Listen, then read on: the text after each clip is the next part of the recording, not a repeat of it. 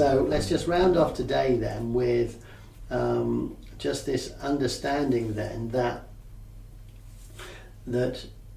even though that limbic system, that monkey mind part of your brain, is doing what it's doing to help you, if you think about it, well, it's just like a 6-month-old monkey and it gets it wrong sometimes. If it's about keeping you safe from real danger, like real polar bears, it's faster and stronger than the human mind, and it can save your life in a real life-threatening situation. But when you just keep listening to it all the time, so this sort of example here, where it might say, oh God, I'm feeling really stressed. Now this is where the addictive part of our personality comes in. So, you know, anybody listening that's got addictions, anybody in the room that's got addictions, how does that work? Well, the brain says, oh my God, I'm really stressed, I'm really stressed, I'm really stressed. I need something, I need something, I need something. And it might pick on food, for example. Yeah, I'm stressed, I need food. And then it says, oh God, I ate that food, I feel better now, I feel a bit better. For a minute, I feel better. And so the next time I feel stressed, I'm going to have some food. Oh, I felt better for that minute. And then I feel stressed again. I'm going to have some food. And we get into this habit. Now it could be food, it could be anything. But it could be food. And then all of a sudden, because we then become habituated to having this food when we get stressed, all of a sudden we're putting on weight. And then we get more stressed because we're putting on weight. So the monkey says, oh, you're stressed, have some food. So I'm stressed because I'm eating too much food, I'm getting weight, and then it says, oh, you're stressed about being overweight, have some food. And we go, oh, that's a good idea, that makes me feel better. Oh shit, now I feel guilty, now I feel terrible, now I feel worse.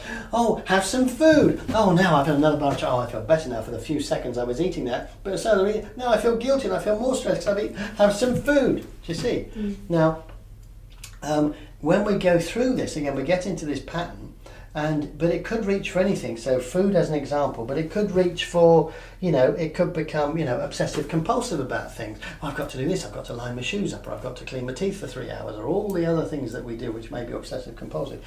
Or it could reach for drugs or violence or anger or alcohol or self-harming.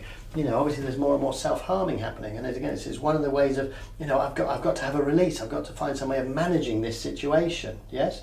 And so the monkey gets a bit confused about it and says, oh, that's helping for that few seconds that I was partaking in whatever that addictive process was, but then it gets worse again, yes?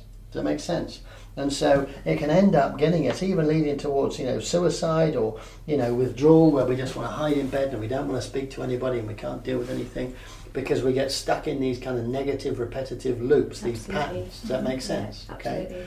And all of this comes from not managing the monkey, but it's important, and we'll round on this and end on this today, that the monkey is not our enemy.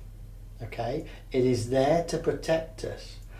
It is, and think about it like this, it is a wonderful servant, but it's a terrible master. And when we're thinking negatively the whole time, or at least 75-80% of the time, the monkey's in charge. So what we've got to learn to do is to manage it effectively. Don't fight it, don't get angry with it, don't hate it, it's not your enemy. We've got to learn to manage it. So if you imagine, if you had a 6-month-old pet monkey, would you beat it? Would you hit it with a stick? Would you shout at it? Or would you just kind of love it? And would you say, no, it's okay. It's all going to be all right. Don't worry. So we've got to learn to manage it effectively. Does that make sense? Yes. Okay. So any questions about what we've covered today? No. Does it all make sense? Yeah. And it's simple, yes? Yeah. Okay, so we know what the homework is. Tell me what the homework is. Listen to the one in bed and the 19-minute relax one. Yeah. Okay. every day. And then notice, make notes. Don't let it be obsessive notes, but just notice things. Just notice things that are different. Start noticing, and I want you to start noticing your thoughts. Okay.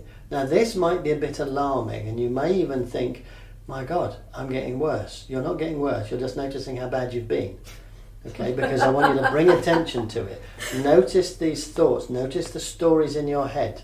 Okay, notice when the monkey's getting out of its cage and, being negative or spiteful or jealous or aggressive or anxious or whatever. You don't have to worry about doing anything. Just pay attention. Now you know what's happening in your brain. Just notice, oh, look, he's off again. Okay.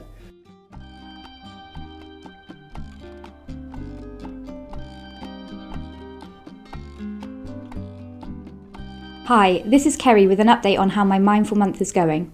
I've noticed that I don't have as many negative thoughts as I thought I did, as I've been classifying my thoughts as positive and negative. Previously, I was just thinking about the negative ones.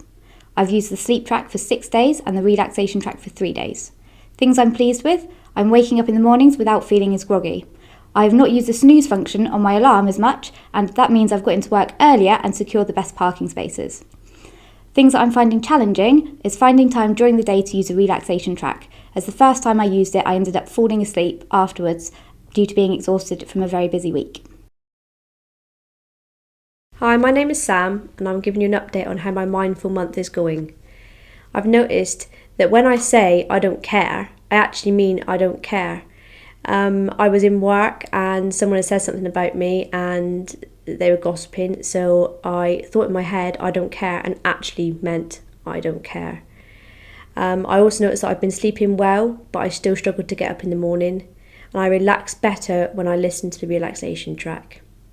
So far I've used the sleep track 5 days and the relaxation track 1 day. The things that I feel I'm pleased with is I seem and feel a lot happier.